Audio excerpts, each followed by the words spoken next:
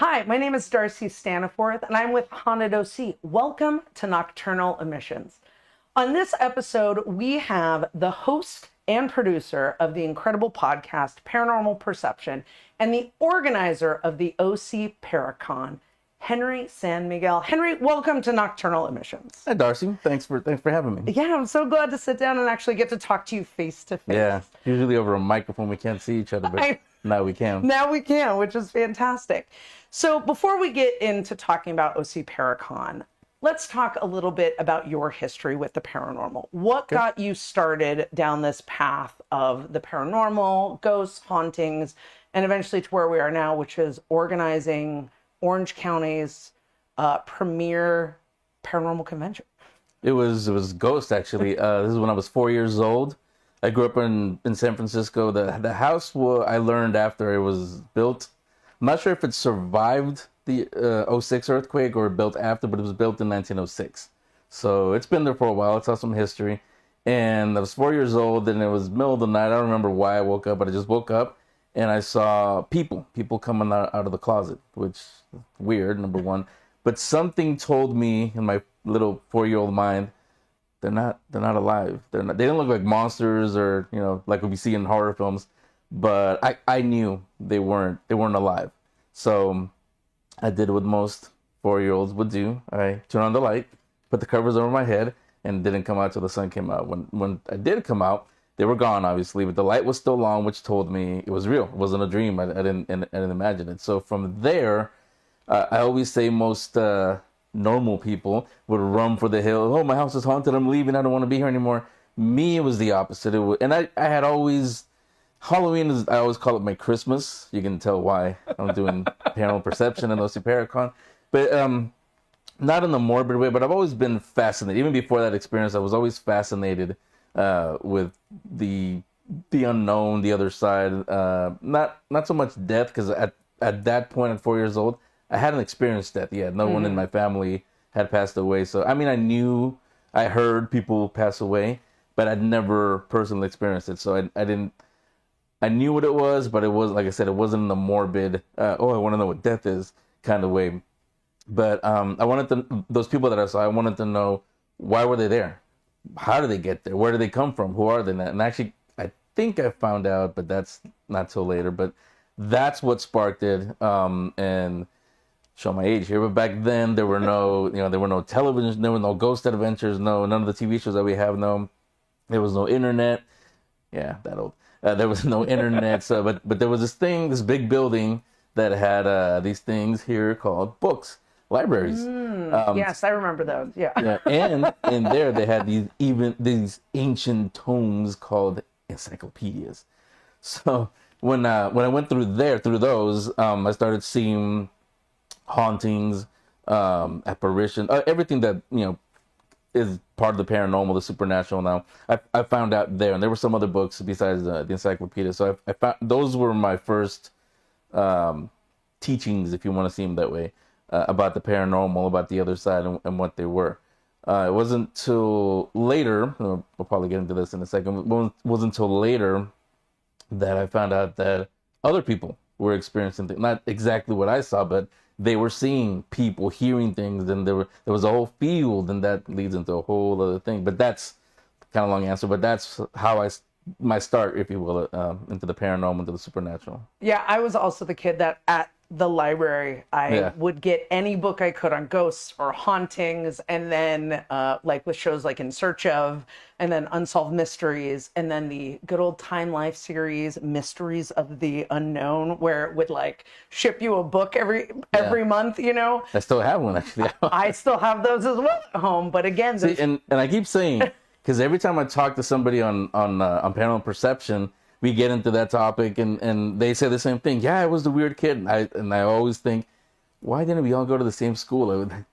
We would have been together at lunch talking about, because I was the only one that seemed to, because back then in San Francisco, kids were talking about the 49ers because they were winning Super Bowl after Super Bowl. I was the only one talking about comic books, Star Wars, ghosts. So I was the weird. That's why nobody sat at lunch. You were like, I don't want to talk about Joe Montana. I would Yeah. like to talk about ghosts. And people were like, we would like to talk about Joe Montana. But I Yeah. say the same thing to people. I feel like now we're in this space with conventions, the internet, podcasting, where we can find all of our new best friends, right? Yeah. All these people that are like-minded and interested in researching the same things that we want to do. Like, that's probably one of my favorite things about where the technology has advanced to today, because I get to be friends with people in my own area, like you, but then also, you know, reach across not only like the state or the country, but like even to Europe and other spaces where people are also interested in this as well, which is so cool. Yeah, you're right. I always say that on the show. It's that's part of it, but it's also the fact, like I said, if there's anyone that it just had their first experience, saw something, you thought you heard something, you're thinking that night, am I going crazy? When you start seeing people sharing stories all over the world, not just in your town, but all over the world, then it's a little, okay, I'm not crazy. There's other people that are. So I like that part too, the fact that, it brings all of us together. When, or can you recall when you met that like first other like-minded person? Yeah, it was. I don't remember his name, but it was at a radio station. Because I got introduced to radio when I was 10 years old, and I've been doing radio pretty much my entire life. It's never been a normal job, so it's been something in media, mainly in radio. But I remember around October, because everybody does, let's bring a witch or a psychic or whatever for Halloween. And they were, it was a morning show. They were doing morning show stuff with the psychic. Who's going to win the Super Bowl? 49er, because they were winning back then. But I remember off the air afterwards, the psychic came to me, and he said, every time I brought something up, the guys were, being the morning show, but you were the only one that actually had a serious look on your face. Why is that? And I told him about the experience I just shared with you, and then he said, tell me a little bit more, and he said, well, because I sense there's something about your aura, is what I didn't know what that meant, because I'd never seen that in books or anything. That was the first time I heard the word aura and energy and all that. So he said, there's something about your energy, about your aura, that for some reason you attract them. And by them, he meant spirits, ghosts. And so we didn't get to talk too much because he had to leave the station, and I was there. But that was my first, I'm not the only one. There's other people that actually see and hear all these things. And then you're left with the wacky morning zoo crew who's just like making sound effects, and you've just had this like life altering moment. Right? Yeah. So for you with Paranormal Perception, what starts the podcast? What makes you want to take your personal stories, the experiences you've had with other people, to a wider audience? That was, I thought about it long and hard, seriously, because at the time I'd been doing another podcast. It's called the Geek Speak Show. It was about everything that used to be made fun of. Talking about, it was basically San Diego Comic-Con coming out of your, however you listen to the phone, however you listen to podcasts. That's what it was. I interviewed all the guys from Marvel, Star, all the people that I grew up watching, and people now. That's who I talked to on there. So that was easy. But then a co-host that I had on that show, off the air, we used to share, like most people do today, our paranormal experiences, because her and her sister had a lot of them. And then it was actually at San Diego Comic-Con one day. It was like during downtime, and we're talking in the hotel about our scary stories again. And then we stopped and we said, we should do a podcast about this. We should share all this stuff with the audiences. And because on the Geek Speak show, even though it was about geek culture, the Halloween episodes, all 11 years that it ran, the Halloween episode was always the most downloaded. I mean, on average, we had like 7,000 downloads. That one, it wasn't unusual for us to see into the 100,000 downloads. Oh my gosh! So I knew people loved the spooky, the scary. So we said, yeah, let's do it. However, at that time, there were, maybe not a million, but hundreds of paranormal podcasts. And not only paranormal podcasts, but paranormal podcasts hosted by people who have decades of experience. Celebrities, paranormal TV celebrities, investigators have been doing it for 30, 40 years. And so we're not investigators. We just talk in a microphone. So we said, okay, if we do that, what do we have to add? Other than I saw a ghost or I saw this. So She's the one that came up with the name Paranormal Perception, and it we went with that name, but it was prophetic because especially in 2020, the show started shifting a little more with not just with the pandemic, with everything that came with it. And so we cover, like, to me, paranormal. The word paranormal doesn't automatically mean ghosts. Sure. Paranormal covers, especially today, everything. It covers UFO or UAPs, I guess is the new word for it. Everything, Bigfoot, crypt, every all of that. So I covered more of that because in the first couple of seasons, Paranormal Perception, I started to get tired of it because it started to be very repetitive. A lot like, and I get this from the listeners, the like Ghost Adventures and all the TV shows that are there. They'll watch them, but it becomes a drinking game. Sure. It's like 2 minutes in, and Zach is like, "Dude, someone touched me. Or, did you see that?" So they make a drinking game out of that. So our show was becoming that, where every week was, investigative team this team investigates, this team.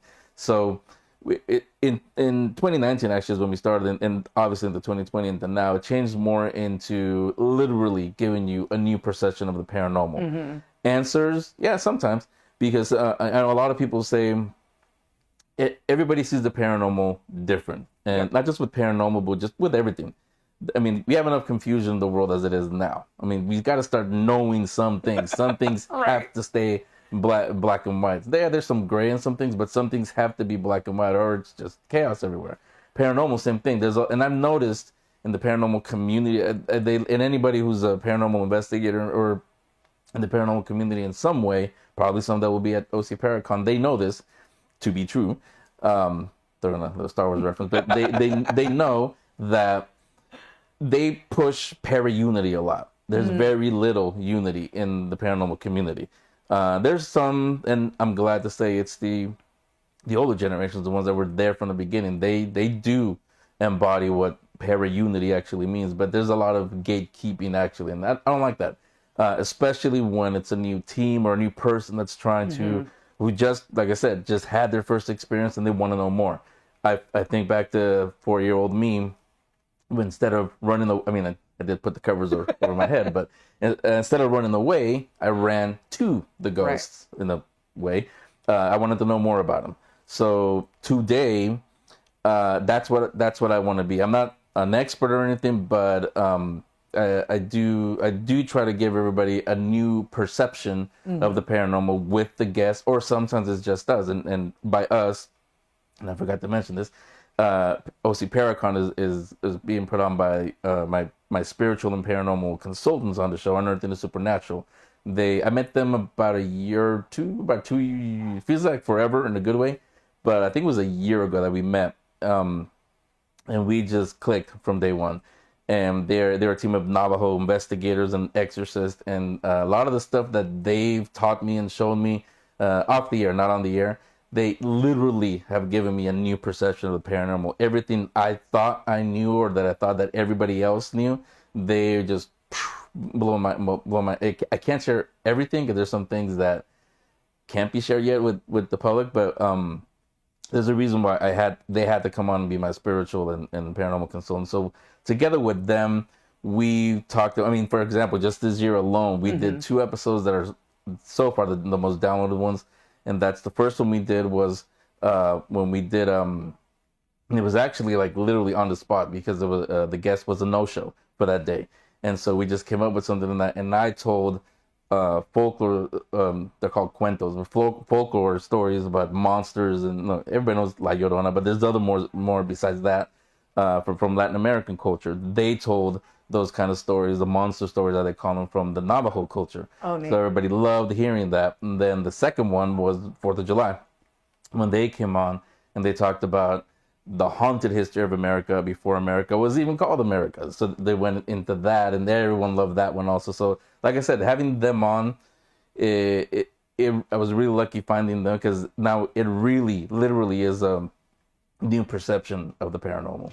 Yeah, and I think that's so important, right? Because it's funny because you said, like, I'm no expert, but even the people I know in the community who've been doing research and investigation for decades are like, I'm still not an expert because Yeah. we're talking about, like, you can't have concrete ideas about something that continues to evolve and is unknown. It's like saying, well, I know all the answers. Do you really? Do we really? Right? And again, being like, I think some of the best investigators and people that are involved in this world are lifelong learners, right? Mm-hmm. They're wanting to know more, they're wanting to investigate more.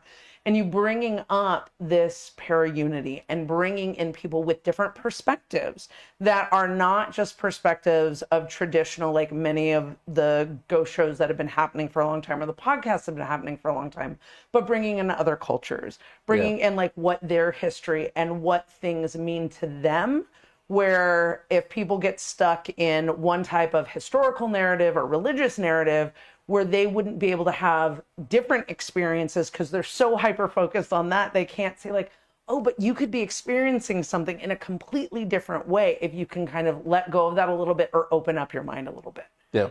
which is so awesome. That's so great. I'm so excited to meet them at OC Paracon. And that 4th of July episode is fantastic. I really, really enjoyed that. So Yeah. I'm glad that you brought that up. So how did you come to meet them? Like, how was this, a happenstance? Oh, they came on the show. Was this something that you felt like was much larger than all of you combined? Like, how did they come into your world and how did you come to theirs? Kind of like radio, completely by accident. We had just shot a test pilot for a TV show that was gonna go to air at the time. So we shot a pilot at Vulture City in Arizona, and about a week or a couple of weeks after, one of the leads from the show that we just shot, he texted me and said, "Oh, hey, by the way, let me tell you about this group of guys that I ran into. He literally ran into them also because it's funny. We all laugh about the story now because you'll see them. I've told you about them when we talk. They and everybody that's going to OC Paracon, you'll see they are. I call them gentle giants.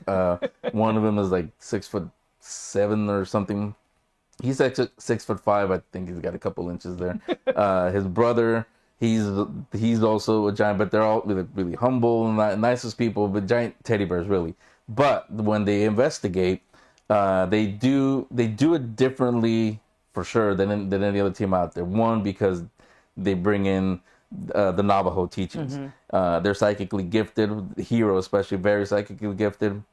He speaks to them. You see it on their YouTube channel. He speaks to them in the spiritual language. So he speaks their language. He, without getting into all the details because we can't talk about it, but there's a way that, but it has to do with the mask that you'll see them wear. That allows him, with his gifts, to cross dimensions, if you will. He's able to cross, literally see them. And they're not all demons. Most people would describe them as demonic or they're not. They're beings, entities that have been here long before us and probably be here long after us. So with them, with the supernatural, again, totally by accident. The lead on that show that we shot the pilot for, he texted me and said, "Let me introduce you to these guys because they really scared the crap out of me." Because he was filling up his car because they lived in Arizona at the time, and I see these two giant guys coming at me, and because they wear armor and they've got a sword and the masks, so I guess they had just finished shooting. They were wearing that, and they knew them because these people have been on television before, so they recognized them, and they went, "Hey, let's go say hi." So they came up to him, and he called his wife, saying, "I'm just calling to say I love you, goodbye. I don't know if this is like my final moments." Today, obviously, nothing happened. We laugh at it because that's, typical Jay is his name, but that's just how he would react anyway. But then he told me about him. He sent me a link to their YouTube channel. I watched what they did, and they know this. What I really liked about them when I first saw their YouTube channel, it wasn't their investigations or anything. It was, being a media nerd, it was their style, the way they edited, the way they used music, the way they set the tone with the camera, the way they spoke with the camera. That's the first thing I noticed. And then, oh yeah, by the way, they're wearing masks and all this, and they're talking in spiritual language, and you get ghosts answering back to them. So, I reached out to them, and no, they didn't come on the show. Oh, we went back and reshot because we had to reshoot a few parts of the pilot we did. So I said we have to have them on here. So and it was kind of funny because for this show we needed amateur ghost hunters. Now they know a lot about the typical stuff you see, the REM pods and all the things you see on the shows. But they also using their gifts and how they speak to the entities. They can bring them up like in seconds because that's one thing about every investigator will say it. Ghosts, spirits, when you go on a ghost hunt, they're not performers. Just because you tell them reveal yourself, they're not going to come out. Caveat to that is with these guys. I've gone with them. I've shot potential television shows with them. We're just setting up the cameras. We're already seeing things, hearing things. The owls start talking to each other, which isn't a good thing. But all kinds of things are going on before it even happens. And once we get going, I will say, and because I've been there, it's very frightening, terrifying, the things that they can bring up. But that shows you what kind of camera person you are. When you go there, and if you don't drop the camera and run, you're ready to do a horror film for sure. Because if you don't run away from the real thing, you're ready to shoot Freddy or whoever if you're gonna do a horror film. And do you think with them, these things start happening because of how in tune they are? Yeah. It's not just them. It's really any tribe, not just Navajo, but any tribe, indigenous tribes, and even down to like Latin American indigenous tribes. It's because they were so in touch with the land and the spirits of the land before everything was colonized and erased. They were so in touch with it that when the teachings get passed down, like they have in this case from the elders. It's the way you and I are talking and conversating. That's the way they would speak to the spirits back then. To them, it wasn't. If they were alive today, and you told them, "Hey, I heard my grandma." I was like, hey, "Yeah, what did she tell you?" It wouldn't be like, it's in your imagination. They would be like, "Yeah, what did they tell you? Tell me about it. What'd she say?" It was as normal as breathing as we're conversating now. So that has a lot to do with it. And like I said, not just with them, but with any really indigenous tribe all over the world. Well, and I think, this is something that in a lot of, I would say, like more Western spirituality, like folks don't consider ancestral work or even really give as much heed to the ancestors as more indigenous folks or people from other parts of the world do, where it's very much part of their belief system in honoring that both in life and those who have crossed over. But the idea that they are still able to communicate, still are guides, still influence things here for those of us who are still on Earth. Yeah, well, they actually answered a question that I've never asked anyone, but they answered a question that I always had, and that most investigators, especially like I said, like Vulture City or Virginia City in Nevada, where I don't know if you've ever been there, but if you go there, I think Ghost Adventures, and a lot of shows have done episodes there. I've been there a few times for Paracons. When you go there, it's literally like stepping on the time machine. It's like you go back into the 1800s, including your Wi-Fi doesn't work. But that's a whole other thing. But when you go to those towns, and they embrace the haunted. Every shop is haunted, and they love to tell you the stories. But they always start with the founder of the town or this gold mine. What they've taught me is that there's a history. As I have a T-shirt, I'll probably wear it at OC Paracon. One of their things is think beyond written history, because there was something there before the history that we know, before there was a gold mine or mine or anything. So that's what they would, not with Paranormal Perception, but with their channel. That's that's how they approach the paranormal, and that in turn I also, not to their level, but that's what the perception in Paranormal Perception, that's what I try to show people, is that think beyond the written. And written history doesn't just mean indigenous. Written history means something like Waverly Hills. What was there before Waverly Hills? Why are the hauntings? Is it just because the sanatorium was there, or was there something else before that that's still there somehow? And was there something there that's been silenced, right? Because I think the way that we're raised, especially in the United States, with the history we're taught, is either like top-down history, here are the winners, and then there's everyone else. Yeah. Or it's like, look at these great figures, as opposed to like a bottom up history or the history that has been passed down through, you know, the community, the group, the tribe, those different kinds of things that does not show up in like traditional history books. But you have to know people. And like you were saying, like certain things you can't share because it's closed practice, right? And not everyone has a right to that or needs to be involved in that, which I think is fantastic that, one, I love that you're honoring that because not everyone gets to know. But at the same time, the fact that they have also felt so comfortable that they brought you into that too, which is great. And before we move on, I will say, and I am kind of speaking for them, but it's okay. I can.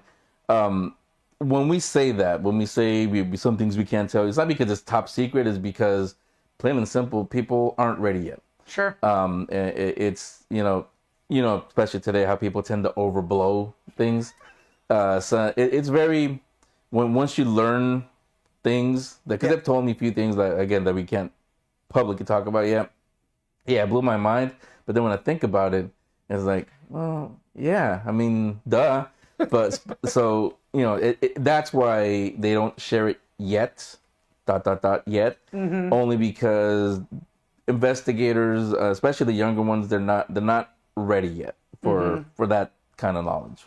Well, and I mean, like, even you were talking about UFOs, UAPs, whatever side of the coin people are on right now, right? But all these folks calling for like full disclosure, and yet they can't get along with their neighbor, but they're ready to know everything about people coming from other universes or other planets, or beings coming from other universes or other planets. So I'm with you on that, where I'm like, I know you think you're ready. I absolutely know you think you're ready. You're not ready for this yet. Yeah. So one of the questions that comes up for me as you're talking about this, and maybe it was with them or maybe something else you've encountered through a guest on the podcast or in your own experiences, but can you share with our viewers something that an experience that shifted your perception, where all of a sudden, like, you came out of that and you're like, ooh, I can't look at the world the same way anymore. Something you can share. Yeah, it wasn't with Unearthing the Supernatural. It was before I met them. It wasn't even with investigators. It was during my radio career when it was back in San Francisco. I was trying to think, like, where was it? It was back in San Francisco. There was a period where nothing I did could fail. I mean, we were #1 morning show, #1 this, everything was great. We had an idea for a concert or this, everything, it went out perfect. And after a while, there were some people that I never found out who they were till later, but they came around the station. They just showed up, and I guess you could call them the Men in Black, I guess. Okay. Would be one way to call them. Other people might have some other names for them, but they were basically another Star Wars term, trying to bring me to the dark side. And something in me told me, actually, not too long ago, I talked to a psychic lawyer of all things, and he explained the gut feeling, why we say the gut feeling. There's an actual astrological, psychological, and supernatural reason for why we say there's a gut reason for that. So this gut feeling told me, I don't know if I want to do that. So, and then as I got older and, I learned more about the supernatural, the paranormal, I see that all the people that did follow along, suddenly they started having bad luck, health issues,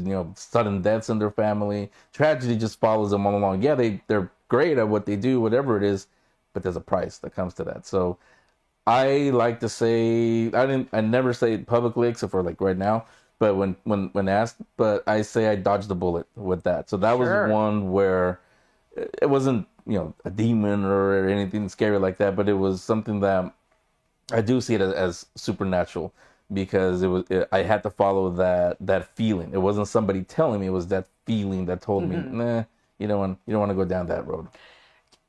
And I think that paying attention to feelings is really important, right? Yeah. I had a gentleman walk off a tour a couple weeks ago because he just had a bad feeling, and I was like, I totally respect that. I want you to trust your feeling and do what works for you.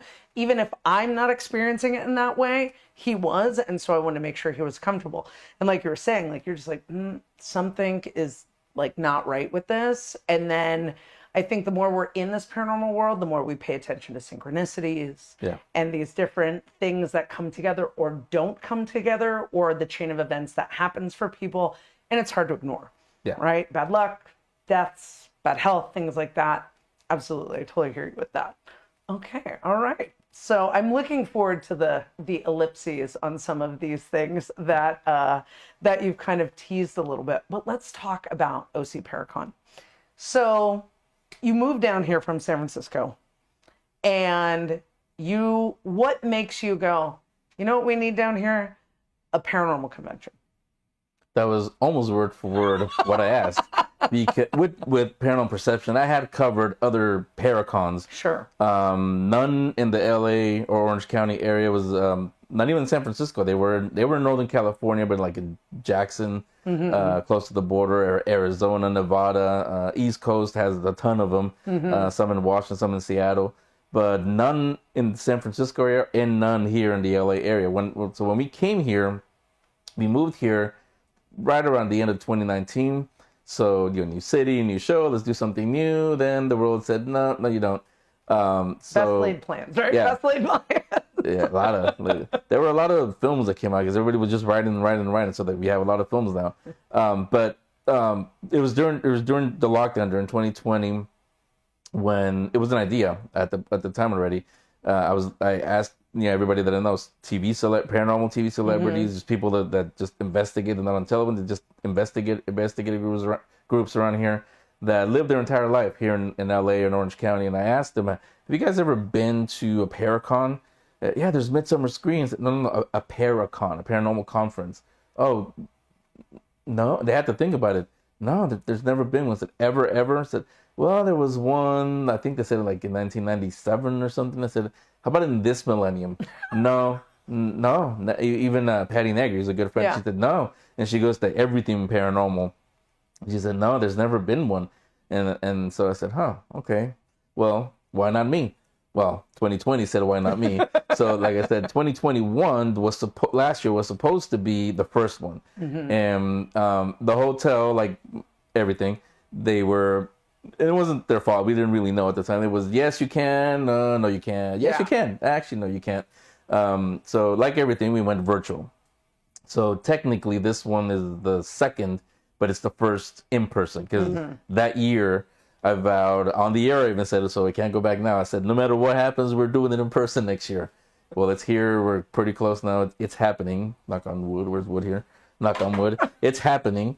But that's why, because I was shocked actually in LA and OC, especially here in Anaheim when it's known for Disneyland, obviously. LA is known for everything. Yeah, Hollywood obviously, but there's everything here. We're in the second biggest city in the country, and not having a Paracon, I said, why not? And what I try, and I think mission accomplished, but what I tried to do is to keep it local, the personality wise and people that represent it, and I didn't want it to be just TV personalities, because again, like the shows and like Paranormal Perception in the beginning, it would get repetitive having ghost investigator after ghost investigator after ghost. So everyone that's up there is going to present something different. Some are going to show you how to investigate. The very first one with Jeff Dwyer, who's been a friend for forever, about 11 years, not forever. I mean it in a good way. But he, his book series is the Ghost Hunter's Guide to ... and he did a book on LA, the Southern California area. So that's the first panel. It'll be the Ghost Hunter's Guide to LA, to Orange County, and he talks about locations that even I didn't know about here. And I ask around everybody that, and I don't know, with Haunted OC, you guys have a lot of them, but I ask around, like if we pass an old building, hey, is that haunted? Is this a house that looks like this? Is that haunted? Yeah, that's the Haunted Mansion in Disneyland. I said, no, that one over there, the real one. Yeah. So he knows about a lot of those, and then the follow up to that will be Peter Obeah, who, and I didn't plan it this way, but I'm glad they are in this order. He'll be talking about data review, how to set yourself up with data reviews. So when you finish that investigation, how do you gather all the footage, all the audio, the pictures, everything? It was a fun investigation. It was exciting because you got something, but now you've got 5 hours of footage to go through. So he'll show you how to go through all that. So every one is going to present something different. We have one about the Queen Mary with Nicole Strickland, which everyone knows about the Queen Mary. She's going to talk about the haunted history of the Queen Mary. And we have one of them that I'm glad she agreed to come on as an author, MG Stevens. She was on the show, and she wrote a book called The Boogeyman Chronicles. It's about her story basically. But what she's trying to shed a light on is neurodivergent mediumship, which means people that have ADD or PTSD or anything, any mental issue, but they see things, they see ghosts, they hear this, they go to the doctor and they say, it's part of their affliction. She's highlighting that no, it's not. They're actually gifted. So her presentation is about that. It was, again, one that was really popular, and I got a lot of emails. Hey, I'm glad you guys talked about that. So I'm glad she agreed to do that at OC Paracon, because that'll be a good one. But again, like I said, each one of the presentations gives something different. You guys haunted OC, obvious. Actually, you can tie it in kind of to Jeff Dwyer's first one. These are the haunted locations, and we offer tours there, so you guys can go there too.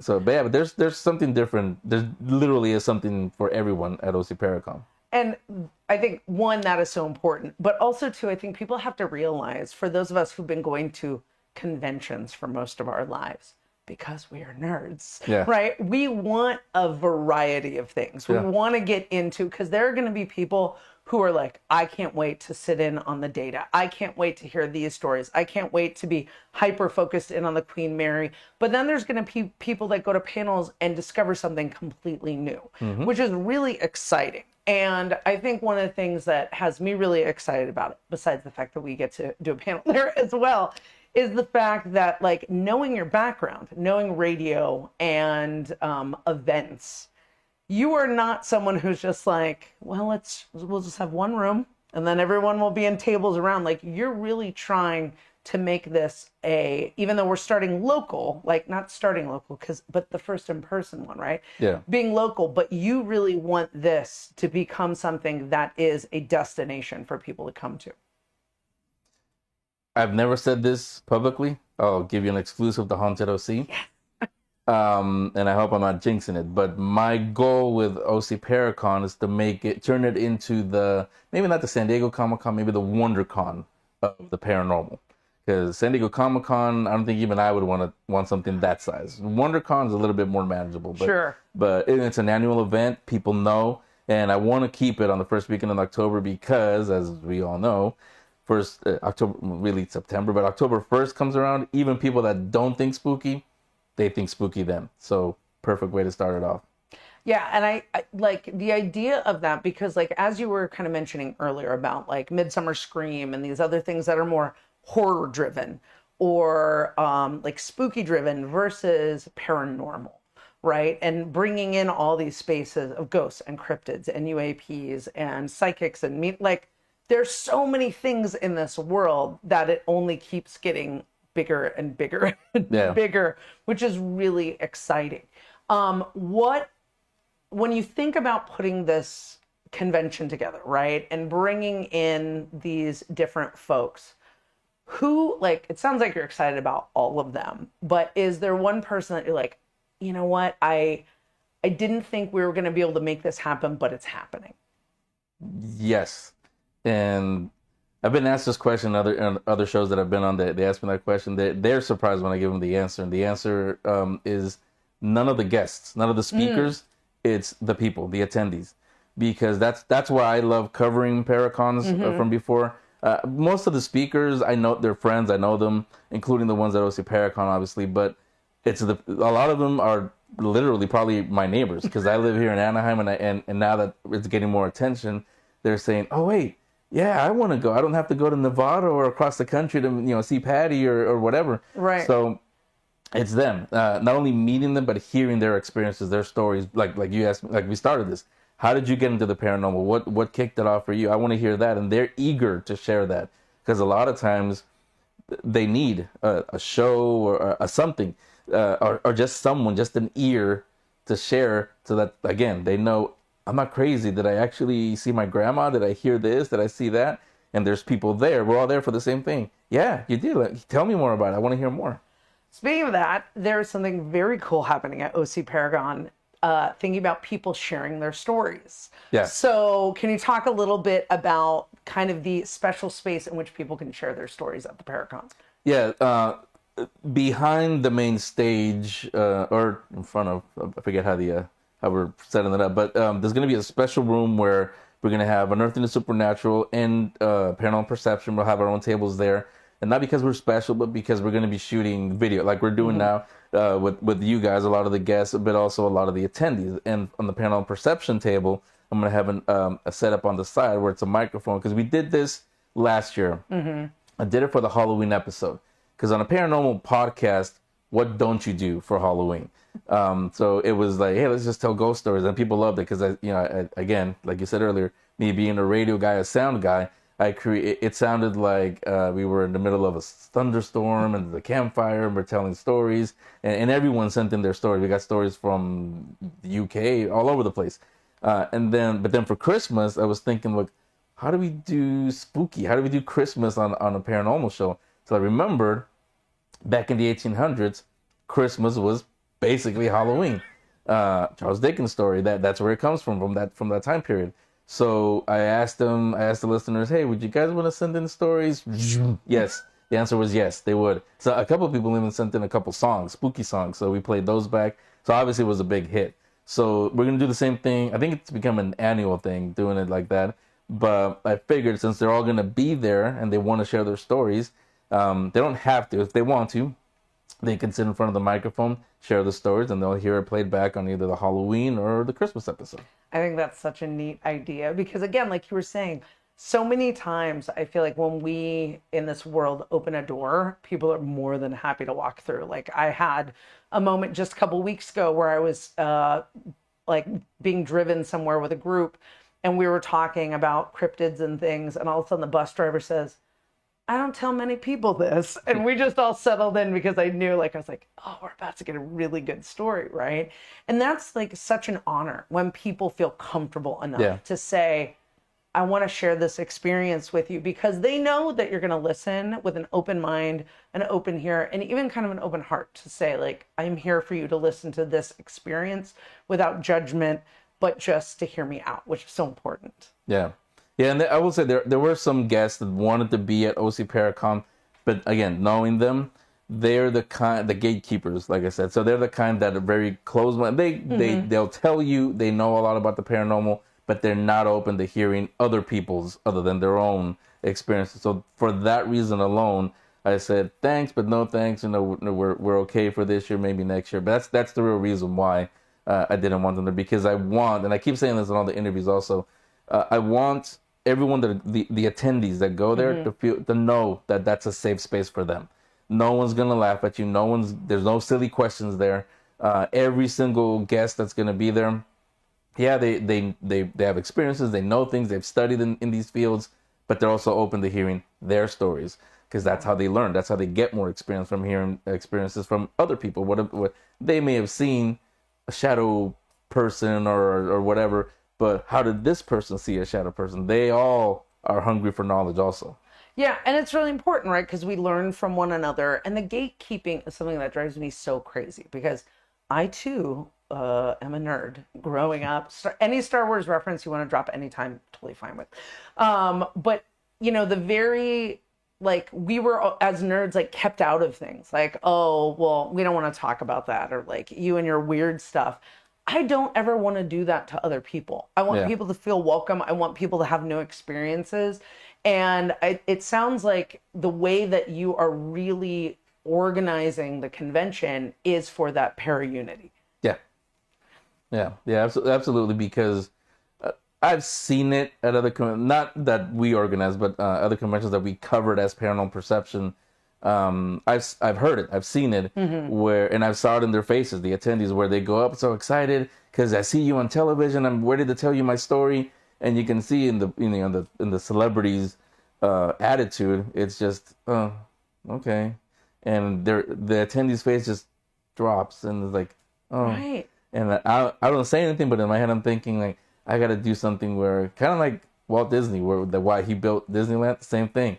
I need not a park, I need a convention where that kind of thing won't happen. And here it is, OC Paracon. Well, because those folks have like that is their moment with that person, Yeah. and they have maybe it's not that they admire them from their work, but maybe that person's work has helped them get through something tough, and so it's like, oh, here's the moment, and when that like, oh, wow, they don't feel excited that that person's excited to be there. It's always a letdown.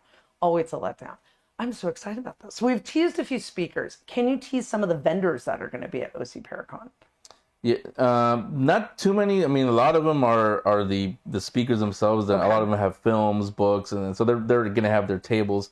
We have a couple actually that are they're psychics, but they have two different styles. So they'll be offering readings there. One is just straight, psychic reading.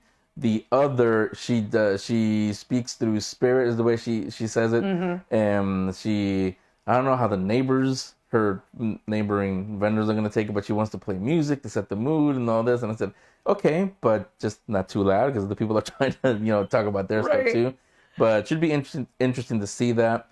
Some of the speakers, they'll be offering tarot readings. Some will be doing, I think numerology, one said. Patty Negri, she's going to be offering readings, and everybody's going to want a reading from Patty Negri. But like again, we're starting small, so because of that, the exhibit room is not huge. So we don't have a lot of vendors for this year. Speaking of Patty, you want to talk a little bit about the special thing that's happening Saturday night? Yeah, I've done a few at other Paracons we've covered with her. In fact, in 2020. The last one we did, I filmed it. The last one we did was in Virginia City with her, and not just because she's a friend, yeah, a little biased, but all of her seances are literally magical and very emotional. Also, they're funny because again, Patty comes from the performance side, so she not that it's fake, but she knows how to put on a performance along with her gifts, and she's very, very, very gifted. So it's a show. It's like you're watching a movie, but just watching her, how she brings in people, the groundings that she does before we start. You feel safe, number one. If anybody's ever been around Patty, you feel positivity just coming out of her when she walks in the room. And like I said, they're very emotional. And I always tell people, even if you're gonna sit in the back, I'll just watch. Don't be surprised if grandma or a friend or somebody comes through and delivering a message to you. We've had with old friend of mine who used to do a lot of the Paracons. Doug Carnahan is no longer with us, but he had closure with his dad that he never had in life through Patty, through one of his her seances, and the entire room was crying. Even if they didn't know Doug, just seeing Doug and us who did know Doug. I didn't know that. Doug was like a second dad to me. I didn't even know that story about him and his dad. And he came through Patty. It was basically the girlfriend, I guess, or new wife that his dad had at the end of his life, blocked all the prevented all the kids, him and his brothers and sisters, from seeing Dad at the end. Wow. And he just wanted to tell his dad, it wasn't my fault that I couldn't say goodbye. And his dad came through Patty and said, I know it's okay. I know why you didn't go, and it's okay. So see, I'm starting to get teary right now, but nobody could, everybody was crying, even they didn't know Doug. So things like that are what happens during a Patty Negri seance.